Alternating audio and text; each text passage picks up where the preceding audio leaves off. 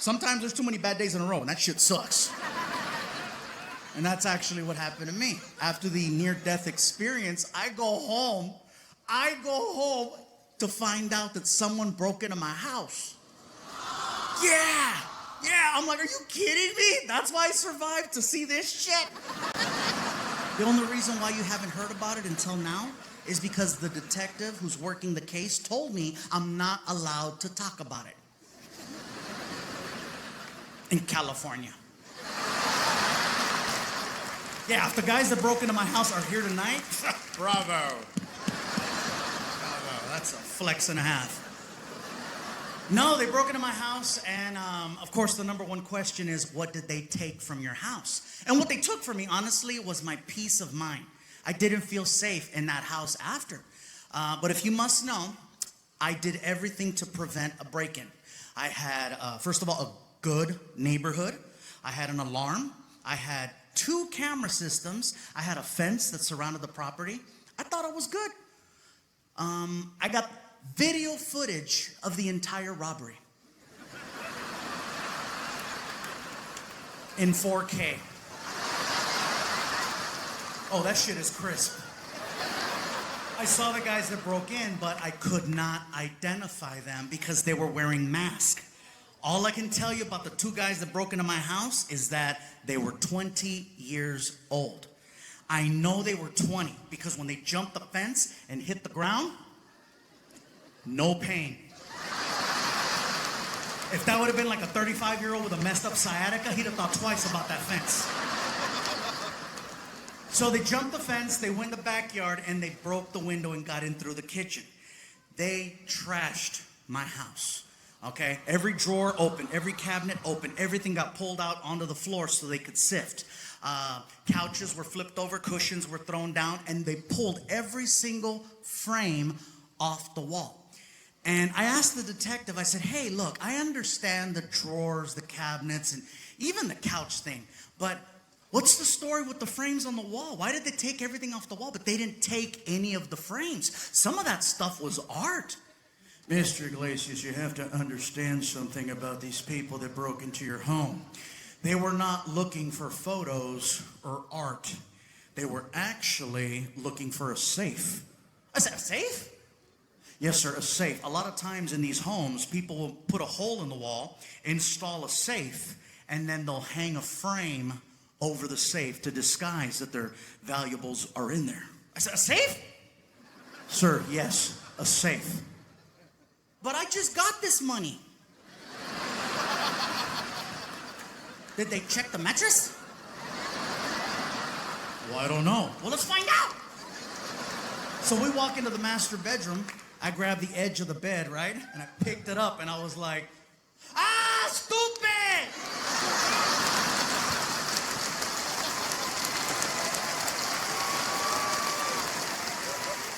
It's all here! Oh my God, these guys had no idea they were robbing somebody more ghetto than them. So at the end of it, they only got a couple of little trinkets from the drawers. And that's pretty much it. They made a mess of the house. They didn't get any of the money. I'll tell you what they did get. They got my guns. Now, I have never been open about the fact that I am, in fact, a registered gun owner.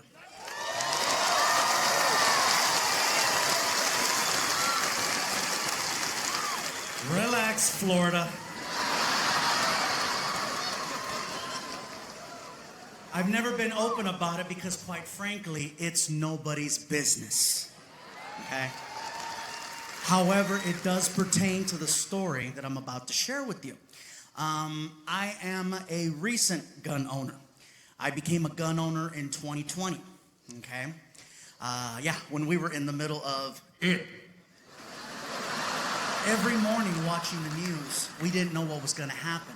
And it started to feel irresponsible not preparing myself for a worst case situation. Every morning watching the news, it felt like we were headed towards the purge. Some of you are laughing, but think about this. The purge would have taken less time. Yeah, the purge. That's how they should have woke us up every morning, at least for entertainment purposes.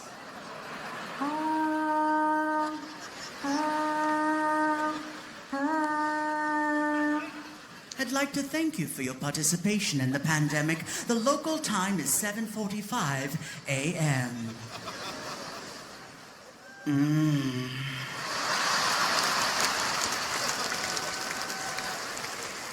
Fear is why I decided to buy a gun. I was afraid, and I got no problem saying that. I was scared. We didn't know what was gonna happen. It's only for protection. I don't hunt. I don't wanna hunt. I don't need to hunt. I know where there's 3 Chick-fil-A's. My son, Frankie, when he graduated from high school, I was very, very proud of him, and I was very excited. And for me, it was very emotional because I was the one that got to take him to school on that last day. And it meant a lot because, you know what? I was allowed to leave him anywhere I wanted to.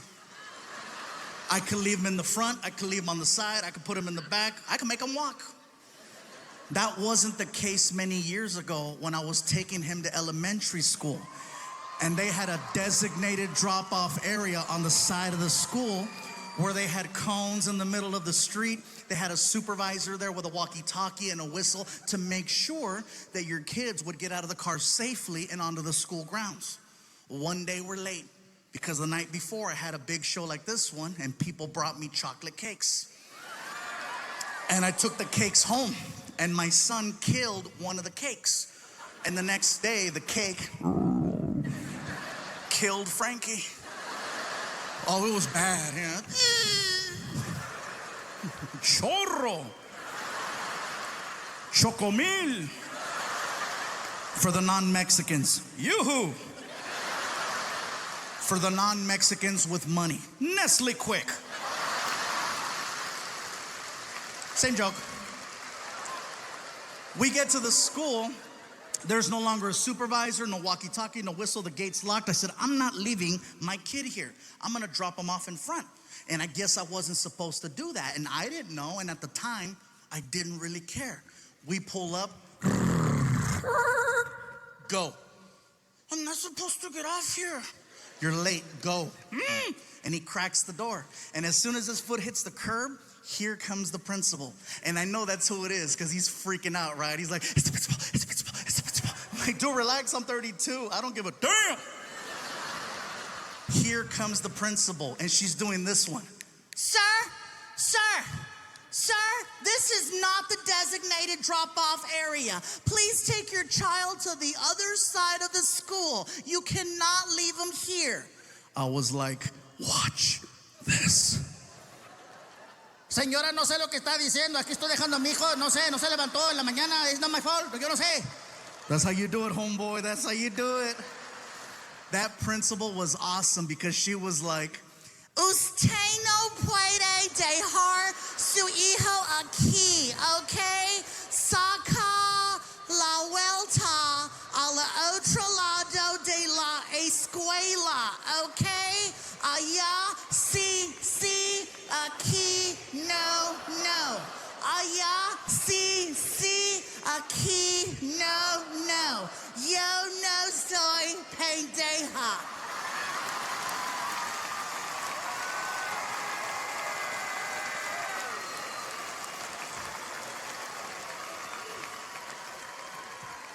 Monica, Tony, 20. So Jim was like, How can I help you, son? well, I'm here to see about purchasing my first firearm. Well, you come to the right place. You know what you want, or you need a hand? Actually, I've had some time to look at your selection, and I think I found something that's gonna work for me. All right, well, show me what you got. Okay, right over here in the case, right here, this one? This one? Yeah, right here, this right here, this one, yeah. The one right here in the front. This one, no, not that one, this one, no, this one, not that one, this one, no, right here, the one in the front, with the tag, right here, the one that says 2-2.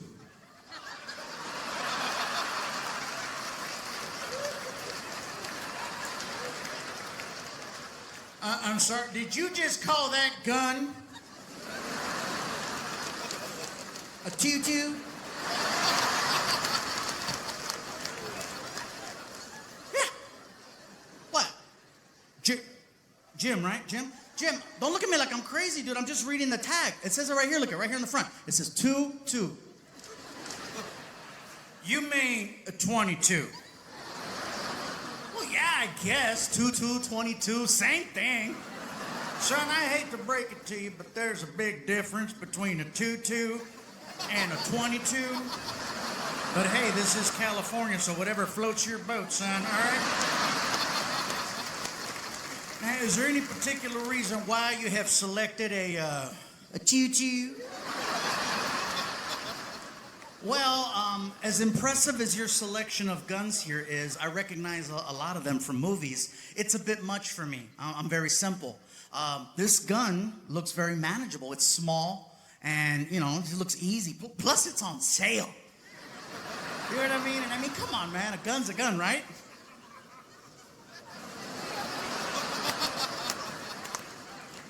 Not exactly. Is this not a good choice? Son, you want my personal opinion, or you just want to buy it and be done with? No, please tell me if I'm making a mistake. Is a 22 a good gun or a bad gun? Son, in my personal opinion, you're better off tickling them as far as I'm concerned. All you're going to do is aggravate the situation. Okay, you're just going to piss them off is what I'm trying to tell you.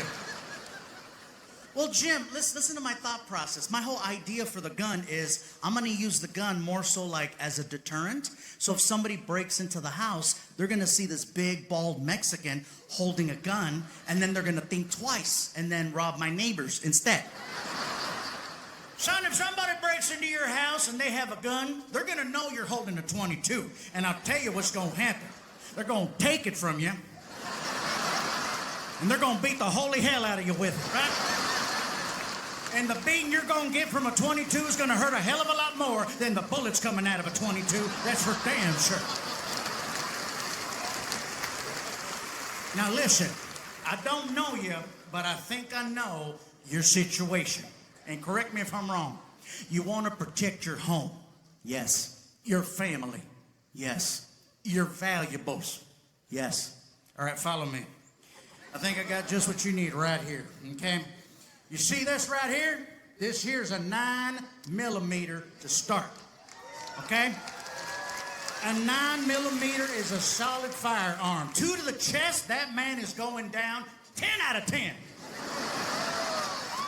However, I got this special military-grade ammunition over here. I got this here bullet. It's called a spreader. Yeah, that's what I used to call my ex. Oh, she was a real pistol, too. Let me tell you, that's why I had to move here to California. She'll never find me here. So, this bullet, when it comes out the chamber, it opens up. And when it hits, it'll leave a hole about yay big. And stupid me, I said this. I said, people survive that? Survive? Survive? Son, you don't want them to survive. You want them dead as fried chicken as far as I'm concerned. I said, I don't want anybody to die. You don't want anybody to die? You guys hear that? You hear that? He don't want anybody to die. Yeah. Oh, yeah, you know who he voted for.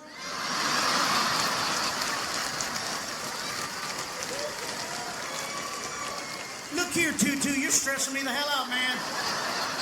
I want to help you, but you gotta want to help yourself. So listen, I'm gonna do everything in my power to get through this. I'm gonna paint a picture for you, okay? You're home. Someone breaks in to your home. They have a gun. You have a gun. You have already told this person to leave, or you will shoot, and they're not leaving. Matter of fact, they're doing the complete opposite. They're getting closer and closer and closer and closer. Now they're so close you can see the whites of their eyes. This individual is standing directly in front of you. You can see each other. This individual is prepared to do whatever it takes to leave with whatever they want, including taking your life. My question to you is, are you prepared to do the same? Are you willing to protect your family, your home, your valuables, and most importantly, yourself in this situation? What are you gonna do? First of all, bro, you should sell like life insurance, man, because you're missing your calling. I felt that. I felt it. If I'm cornered like that and I have absolutely no choice and my life is in danger, I promise you, Jim, I will step up, man, and I will shoot them right in the leg. I will.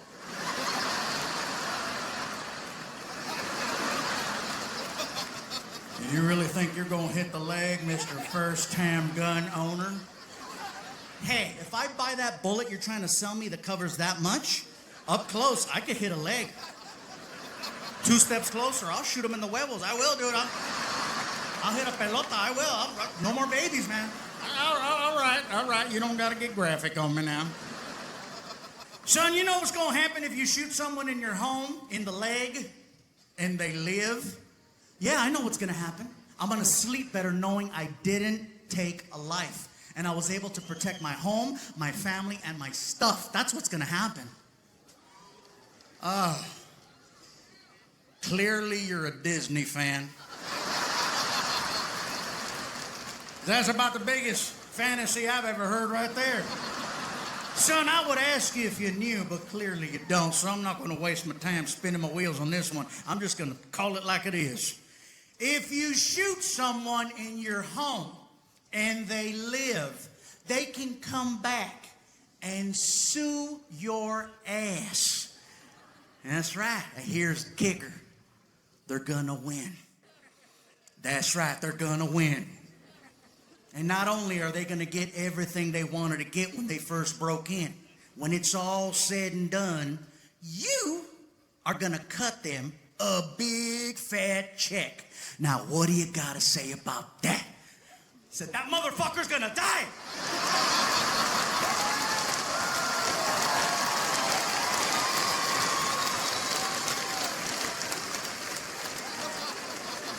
He got excited. Now we're talking. I found out something that day. I found out that people that sell guns are a lot like people that sell used cars. They play on your emotions and then they start to upsell you and make you buy things you don't want or need. He knew I was scared because he kept saying it to me. Because I know you're scared. You're scared and your fears. You're worried. You're scared. And every time he'd say scared, something else would appear on the counter. He sold me so well that when he was done selling me, I wound up with 4 rifles and 4 handguns and a case of spreader ammunition. I hear some of you clapping, and why? It's excessive. I only have 2 hands. See, I feel, again, Martin lives in a bad neighborhood. I don't get out of the car. Across the street from his house live these gang members. The kind of gang members who don't really hurt anybody. They just talk a lot of trash and watch Frozen. And I pull up in a Beetle, you know. Martin! Across the street, I hear, Orale!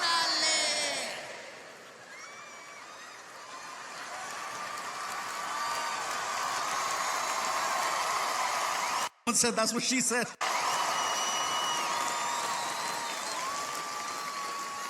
Let me finish! Someone said that's what she said.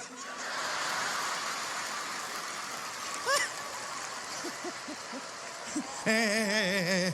Ah. I turn around. Hey, what's up, you guys? How's it going? How'd you get in there, Rissy? Hurry up, Martin! A couple of months go by. I fix up the car. I put racing rims on it, some stickers. I put a little chip in the motor to make it go faster. 250 horsepower Volkswagen Beetle. The car is bad. I pull up.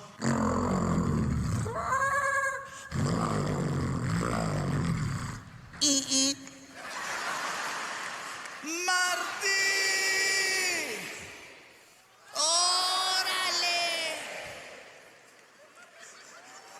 Some of you are drunk. This is what I just heard. I heard, Órale. Le. keep up. I know it's Mexicans too. I hear the accent. Get together. Keep up. Hey. Hey. Yoo-hoo. What? Check it out. Hey, it's the Fat and the Furious. I heard you, Houston. And I had just finished filming the second Magic Mike movie. Now, yeah, I know. For those of you that don't know, I was in Magic Mike. Yes. I know, I was the only one who didn't get naked. Magic Mike, not Tragic Mike. So let's remember that, okay? I was the only one who didn't get naked. So here's the thing. After the movie, after we wrapped, my manager, Joe, tells me, he says, dude, man, congratulations on another project. I want to take you out for a steak dinner to celebrate. I said, let's go. So he takes me to this restaurant called Ruth Chris Steakhouse. Now, very popular chain around the country. We go there, we sit down, and here comes the server. And the server's real bubbly. He's just, hey guys, what's going on? Are we celebrating anything today? Actually, yes, we are. Well, guess what? You're not the only ones. You see that couple over there in the booth? That couple is celebrating 55 years of marriage today. And we're like, what? So we look. I said, how come they're not talking? I wondered the same thing, but the man made it a point to say 55 years, and I thought that was pretty impressive. I go, no, it is. So he leaves to go get us some sodas and some bread, and I tell my manager, I said, hey, Joe, listen, I'm going to go say hi to the couple real quick. Don't get us kicked out. I'm not going to get us kicked out. Don't make it like last time. It's not going to be like last time. So I get up, and I push in my chair, and I make my way over to the couple. Now, I understand how important this night is for them. I know exactly how long it took to get to that point. And I am not trying to mess that up. But I have questions. And these two people are clearly professionals in that department. So I approached the table as tactfully as I could, and I said, pardon the interruption. It has come to my attention that we are celebrating 55 years of marriage. And the man was so happy that someone acknowledged that. He was just thrilled. He's like,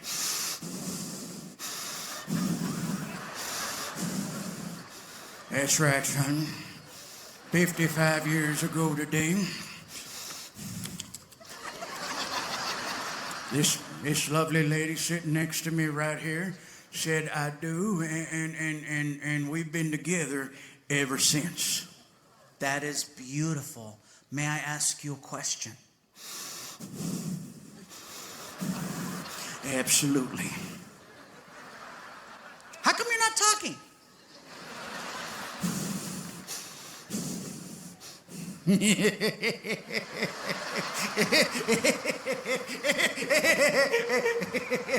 He wants to know how come we're never laugh, goddammit.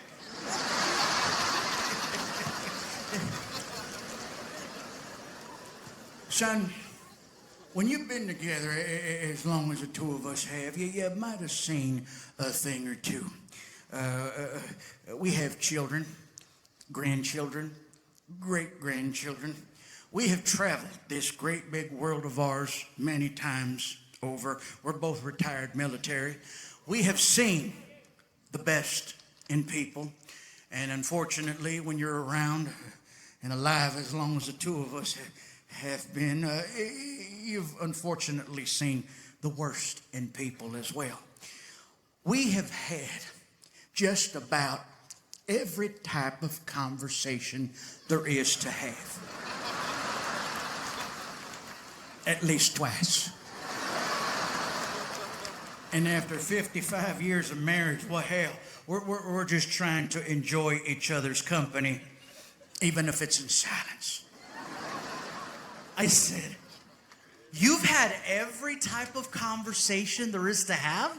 And I guess I triggered him because he was like, look at me! Look at me. I've been in combat. Nothing can faze me. Nothing can surprise me anymore. You don't say. So I took a step towards them, I grabbed my shirt, and I flashed them. And then I walked away. And you know what happened next? They started talking. I gave that couple the greatest gift they will never, ever acknowledge. Something new, something spontaneous, something outrageous, something neither one of them had ever seen before. I gave them a new story. I promise you, every year moving forward, all they're gonna talk about is what happened at 55. Remember, honey? Remember when that Samoan flashed us? Because I'm a giver. The chair that he's sitting in is turned facing the window, which I thought was weird. So I called to him, Frankie, what are you doing? Nothing. So he can't hear. Frankie, he can't hear. So I walked up from behind and I realized that my son has little headphones. So I said, oh, okay. Yeah, he's not ignoring me.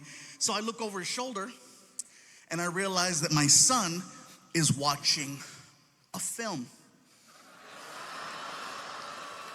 And I don't mean Frozen, but those people look cold. So now I'm standing there watching it with him.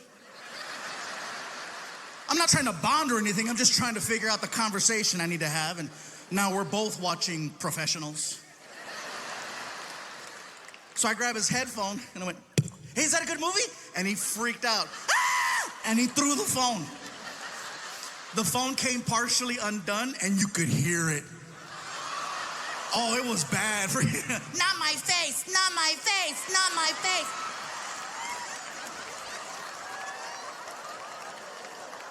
He turned bright red and he starts walking back over. How embarrassing. How long have you been standing there? I said, long enough to know not my face. Are you gonna tell my mom? I said, Frankie, I love you way too much to do that to you. I would never tell your mom.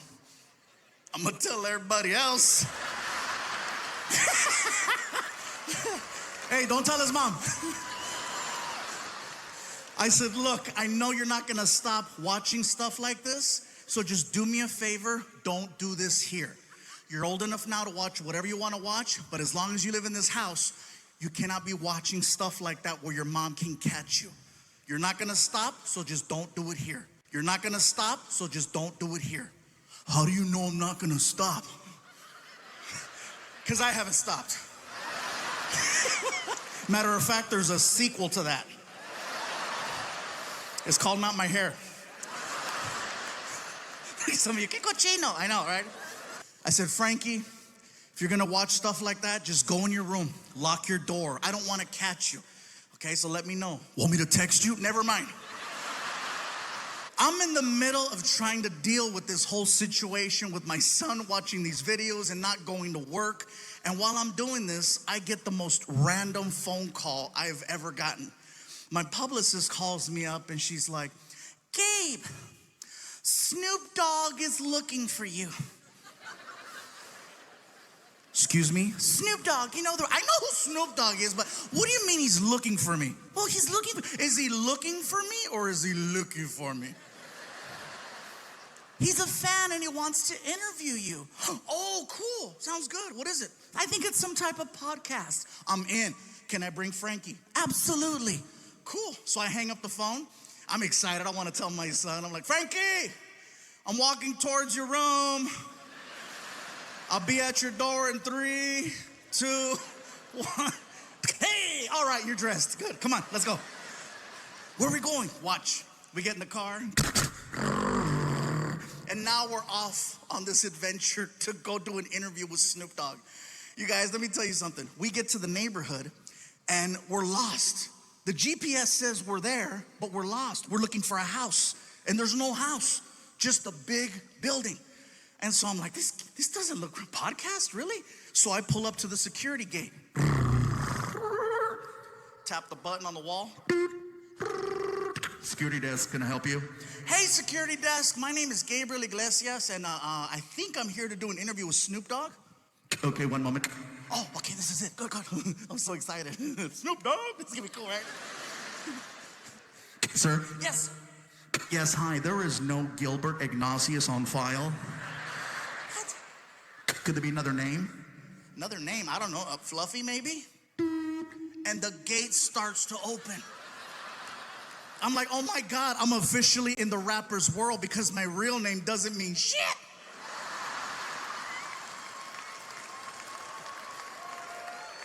So we drive in. And we're passing all of these reserved parking spaces. Reserve. And we get to my space, which is basically an orange cone that has Fluffy handwritten on it. And a bunch of other names crossed off. So Frankie moves the cone, I park the car. We walk into the building. My publicist is waiting for me, right? And she's like, Gabe, you made it. Frankie, how are you? Listen, I just finished talking to Snoop. Wow. He is everything you think he is and just a little bit more. He is so sweet. I cannot believe he was charged with double murder. He told me to just walk you guys into the studio and he'll be right back. He said he had to go outside and get in the right headspace or something. Okay, cool. So she walks us into Snoop's studio. I'm thinking I'm there for a podcast. Come to find out, it's for a TV show. Snoop has a TV show where he interviews celebrities. Everyone in the room is waiting for Snoop to return. You can hear the small talk, you know.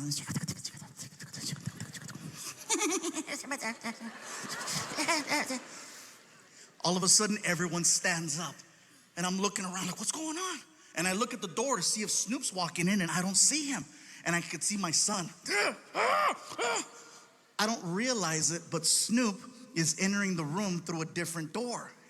I don't realize it till like the last second. I'm like, what are you? So I jump up, I push in my chair. I'm so nervous, I don't know how to address him. So I'm like,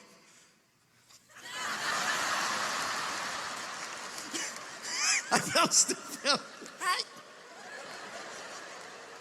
Snoop walks over to me and he's so cool, you guys. He's so cool. He walks over to me and he grabs my hand. He's really strong. He pulls me in and he says, yo, what it do, baby boo? How you feel?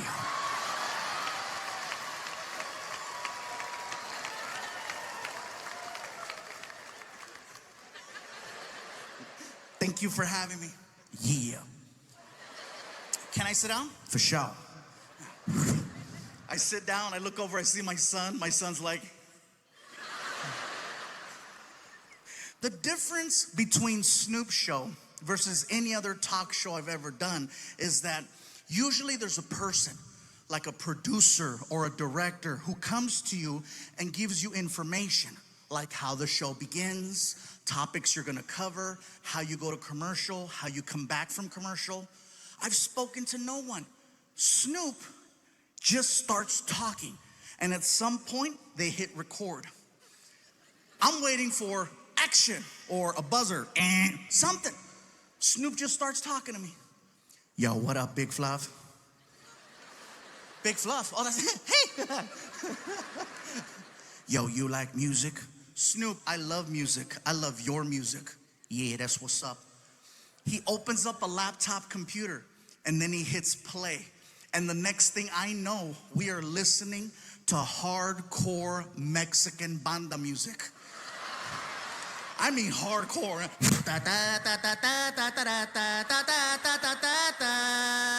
And you can hear gunshots in the song.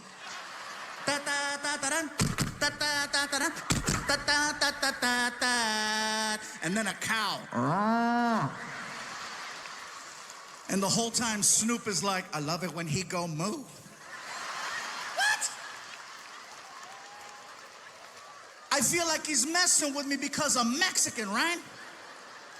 So I called him out. I said, Snoop, do you understand what you're listening to? And he said this, and it scared me. He said, gangster recognize gangster. The reason why it scared me was because he was telling the truth. We were listening to actual Mexican cartel songs that don't play on the radio. And the fact that he knew that, the fact that his level of street knowledge in another language was that on point, I said, I gotta shut the hell up.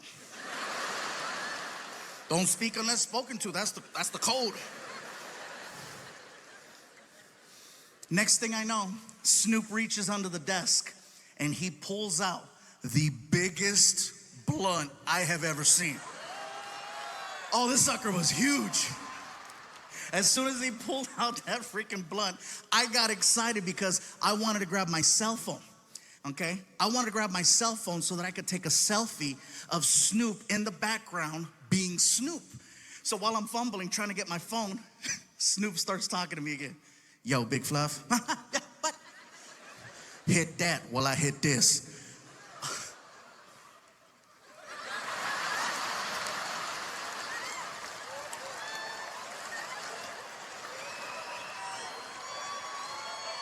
The second I went like that, all of the cameras in the room, red light, red light, red light, red light, red light. My publicist is like, no! My son is like, yeah! And now I'm being faced, bro. I'm being faced with a serious situation because, you know, I've talked about friends participating in doing stuff like this, but I've never openly talked about myself. You know. And now I realize that from this moment forward, people are gonna know what happened here with Snoop. So I started trying to find ways to justify it to myself. You know, if you're gonna do something like this on camera, you want it to be with Snoop. You want it to be with Snoop, Cheech and Chong, or Willie Nelson.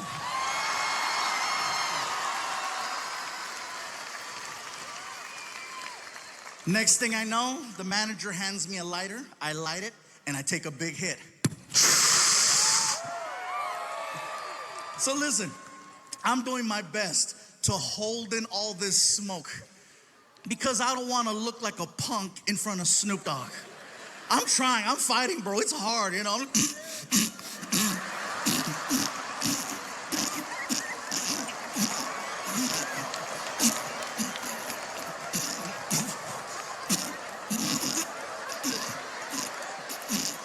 The whole time Snoop is like, hell yeah. That's what I'm saying. Fluffy going puffy today.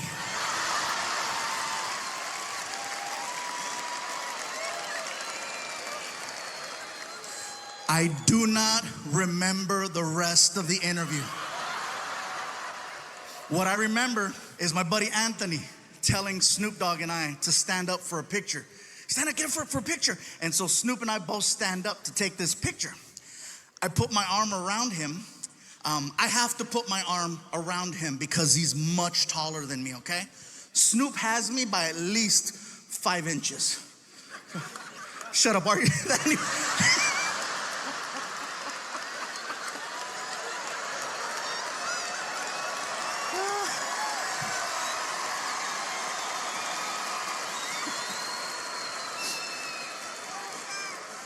You guys are laughing at the wrong jokes.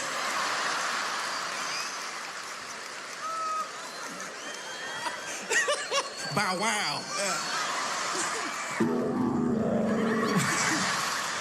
Everybody's like, This is a family show. well, apparently that's how families are made. That was too funny, sir. That was too funny. It's sad how hard she laughed at that as she looked right at you. I said, Snoop has me by at least 5 inches. And she's like, ah! Almost like she wasn't even laughing at me. She was like laughing at you. So apparently you guys have some story that I just reignited and now it's awkward for all the kids. So anyway,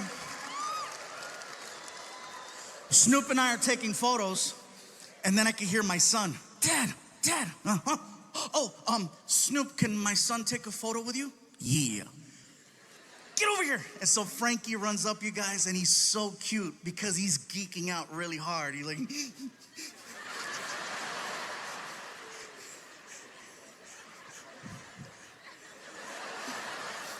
Snoop, this is my son Frankie. Frankie, say hello to Snoop. And Snoop looks at me and he's so cool. Snoop is like, yo, this your kid? What up, baby fluff? And Frankie's like, I don't like that name. That's too bad. Get a job. Go. So Snoop and Frankie go into the corner to take pictures. Meanwhile, I walk back over to the desk because I want to grab the sheet that has Snoop's name and my name on it. I want to have Snoop autograph it so that I can frame it and put it on my wall.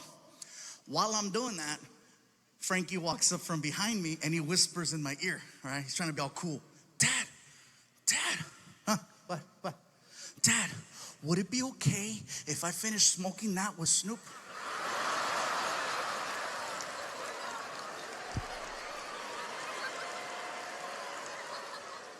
Now I am being faced with the biggest moral decision of my life. And I'm high.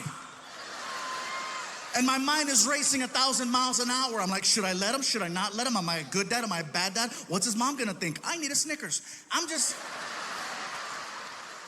And then I thought about it. You know, Frankie, you're over 18. Technically, you don't have to ask me if you don't want to. So as far as I'm concerned,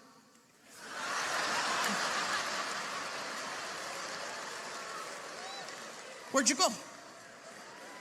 A minute later, I am recording my son in a cloud with Snoop Dogg. And then I sent the video to his mom. Hashtag biscuit blocker, yes I did.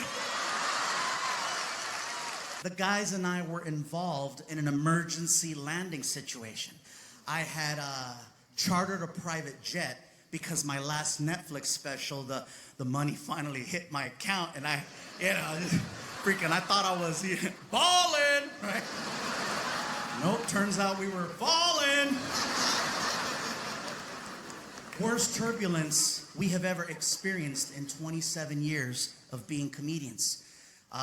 Worst turbulence I ever felt, for sure. At one point, the jet did this. I did this. The scariest part was watching my dogs leave the seat. Fortunately, we landed safely. We were okay. That's not what made the news. What made the news is that when we came in for the landing, the jet touched down and then it skid off the runway by 200 yards. And we ended up in a field. A field. A field. Are you kidding me? As hard as I work.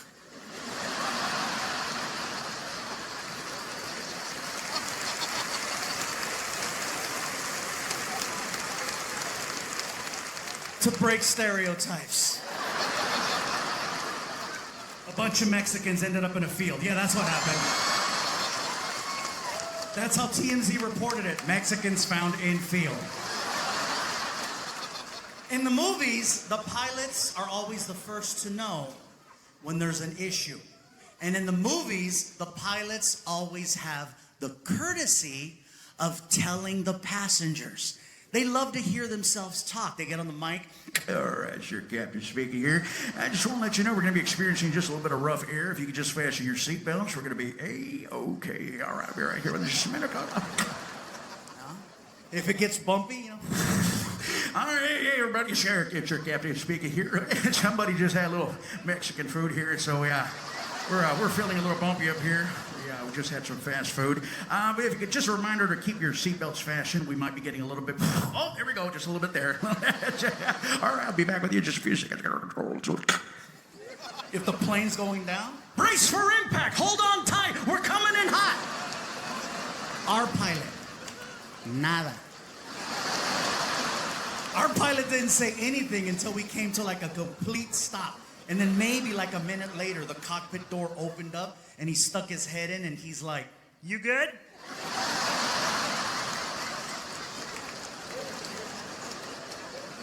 I was like, My chihuahua's in a cup holder. I am not good. It was a scary situation, you guys. But let me tell you, even though we were involved in an emergency landing and we thought we were gonna die, I'm grateful for the experience, believe it or not. I'm grateful because it reminded me how valuable life is and how quickly things can change.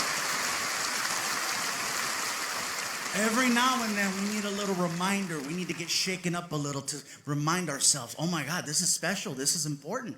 Enjoy it. Have fun. The rest of the day after the landing, there was nothing anybody could tell me to ruin how good I felt to just be breathing and be alive. Nothing.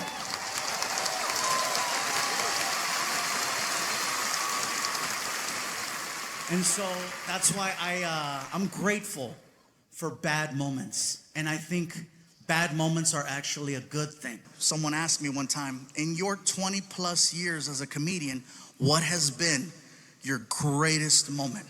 My greatest moment wasn't even something that happened at a show, but it was because of what I was able to do for someone very special to me. My mom, who is no longer with us, she meant everything to me, and she was my biggest supporter, even though she would never laugh at my jokes. She would get mad at her friends that wouldn't laugh. Pendeja, ¿por qué no te ríes? How come you don't laugh? I did something really awesome for my mom before she passed away. I took her to go see a man by the name of Vicente Fernandez in concert. Now, if you're not familiar with who Vicente Fernandez is, he is basically Mexican Elvis. But he's still alive. So a few years ago, Vicente Fernandez and myself were both performing at the same venue, a venue called the Gibson Amphitheater in Los Angeles. It is no longer there. A woman by the name of Emily was running the building.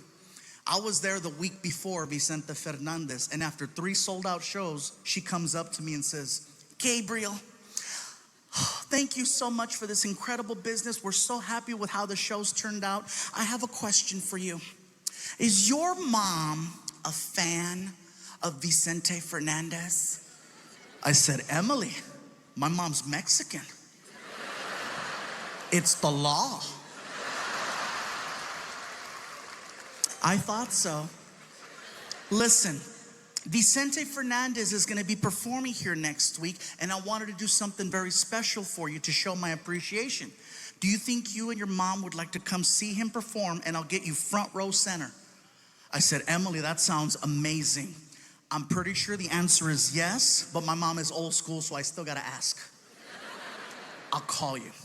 So I get to my mom's house, and I see her. Amá, dime, mijo. Mijo in Spanish means my son. So my mom would always tell me that, my son, mijo, dime mijo, tell me, my son. I said, Mom, would you like to go see Vicente Fernandez in concert? And she looked at me and said, mijo, that sounds nice. That's exactly how she said it. She was very even keel. She wouldn't show a lot of emotion. So I call Emily and I said, my mom's in. Awesome, I'll see you next week. So we get to the venue, and we're early, so they have us in this little VIP section where they're giving us free drinks and free snacks, and my mom was so cute. She walks up to me and she says, mijo, are the drinks free? I said, Mom, yeah, the drinks are free, but don't worry about it. No, mijo, no, because I didn't bring any money, no traje dinero, I don't have no money. I said, Mom, you made an ATM. You're good.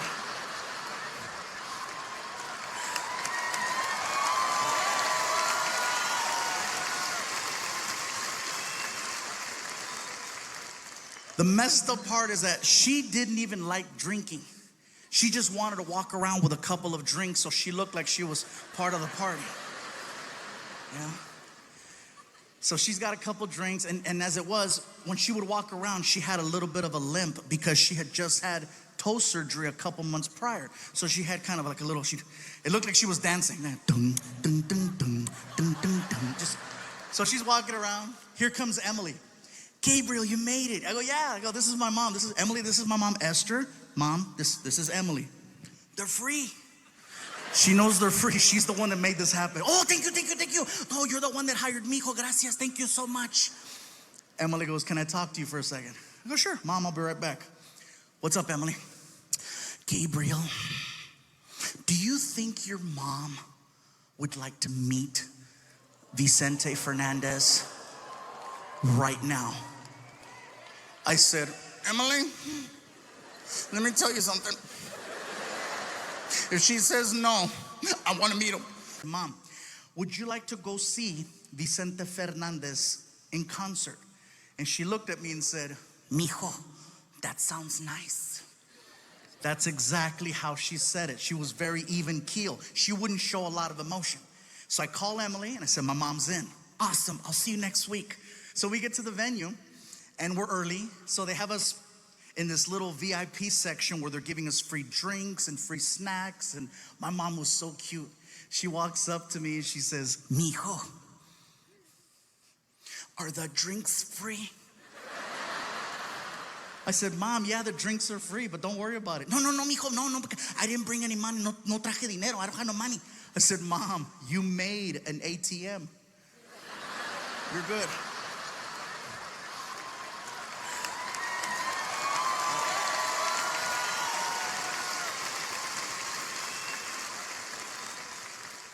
The messed up part is that she didn't even like drinking. She just wanted to walk around with a couple of drinks so she looked like she was part of the party. Yeah. So she's got a couple of drinks, and as it was, when she would walk around, she had a little bit of a limp because she had just had toe surgery a couple months prior. So she had kind of like a little, it looked like she was dancing. Dun, dun, dun, dun, dun, dun, dun. So she's walking around. Here comes Emily. Gabriel, you made it. I go, yeah. I go, this is my mom. This is Emily. This is my mom, Esther. Mom, this is Emily. They're free. She knows they're free. She's the one that made this happen. Oh, thank you, thank you, thank you. Oh, you're the one that hired me. Mijo, gracias. Thank you so much. Emily goes, can I talk to you for a second? I go, sure. Mom, I'll be right back. What's up, Emily? Gabriel, do you think your mom would like to meet Vicente Fernandez right now? I said, Emily, let me tell you something. If she says no, I want to meet him. I'll be right back. Ama, dime, mijo. Emily wants to know if you would like to meet Vicente Fernandez right now. Mijo, that sounds nice. All right, Emily, she's in. Emily goes, is she even a fan? I go, trust me, that's her reaction. She's good. She has the whole house covered with Vicente Fernandez records and cassettes. Okay, we're good. So Emily comes back and she puts these special VIP bracelets on us with a little click, and she walks us through a door into the backstage area. As soon as we went through the door, I knew exactly where we were. I was just there a week ago. So I got my mom arm in arm, and we're walking down the hallway, okay? Come on, let's go. Let's go. We're walking down the hallway, and we're getting closer and closer to Vicente Fernandez's dressing room. The door is wide open, and I can hear a commotion coming out of the dressing room. And then a man and a woman exit the room, and the man is holding onto the woman's shoulders, and he's like, it's okay, it's okay, it's okay, it's okay. And the woman looks destroyed, okay? Mascara's running down her face. My mom sees that, and she's like, Mijo, did you see that? Did you see what the mascara? What the mascara parece puta la cabrona.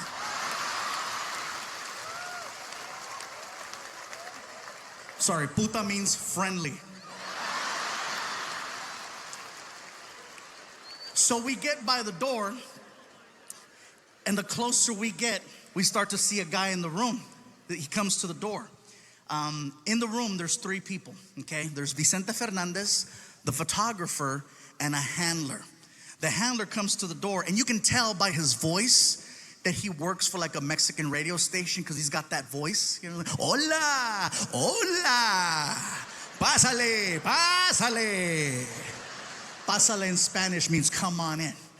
So we start to walk into the room. And let me tell you guys something. If you grew up listening to Vicente Fernandez from a young age and you get the opportunity to meet him, it is seriously a religious experience. My mom and I are entering the room. The only thing missing is the freaking Dominus Patris el nombre de San. You don't look at him, you look at the floor. Out of respect, you just look at the floor. Come on, Ma. We get all the way up to him and I see boots. And when I see the boots, my mom and I both just. He knows what you're doing. He knows you're checking him out. So what he does is he poses, okay? Vicente stands there and he poses. He'll have the sombrero, the hat, to his side.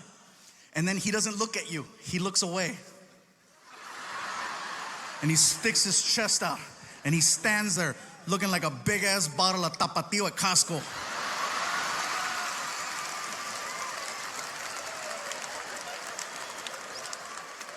And then he looked at me. And he recognized me, not as a comedian, but because I was there the week before and my photo was hanging outside his door. It's whoever's there last, they always rotate the photo. So he sees me and he's like, Mijo, tú eres el muchacho que está en la foto, que está ahí afuera. I go, yeah, that's me outside, yeah. Hola.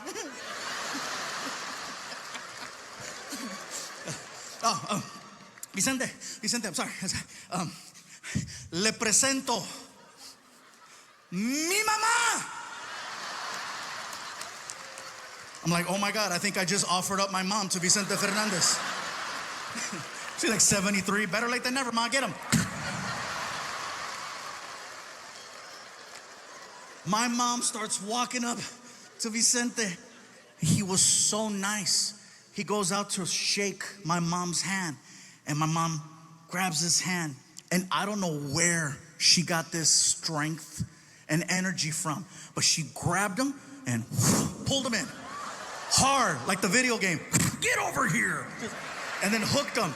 She hooked him and she starts screaming into his chest, Mi chente, mi chente, mi chente. I'm like, oh my God, she's getting horny.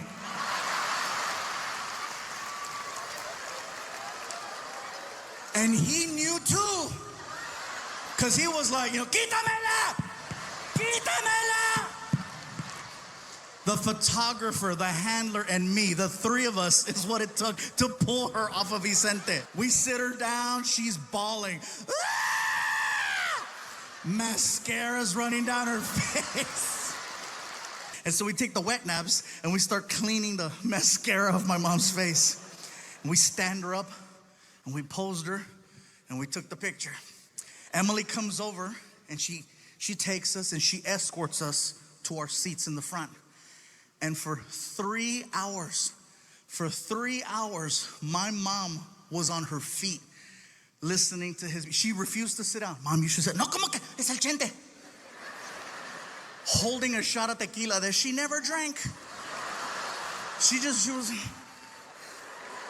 3 hours on her feet, never once sat down. That's how powerful his music was. My mom felt no pain for that entire time. And the minute that freaking concert was over, tan, tan, tan, tan. My feet! Oh my God, mijo, mis pies! Ay, pinche callo! Oh my God, my feet! Ay! And I'm like, oh great. So now I gotta drag this living novela. I helped her into the car. My feet! I told you to sit down. You don't sit for Chente. Here comes Emily. Did you guys have a good time? I go, Emily, we had the greatest time. Thank you so much. I got something for you. I go, what's up? And she hands me an envelope, and I open it. And inside the envelope is the picture. She printed it out for me. And when I looked at it, I got so choked up because I have never seen my mom so happy in a picture. And it's not that she wouldn't smile. She would smile, but it was that, 1, 2, 3, cheese.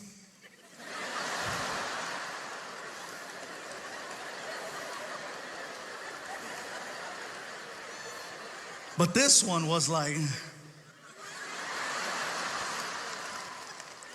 And what makes it extra special is that is the last photo I have of my mom, and she was the happiest. And I know that that moment wouldn't be possible if I did not do this for a living.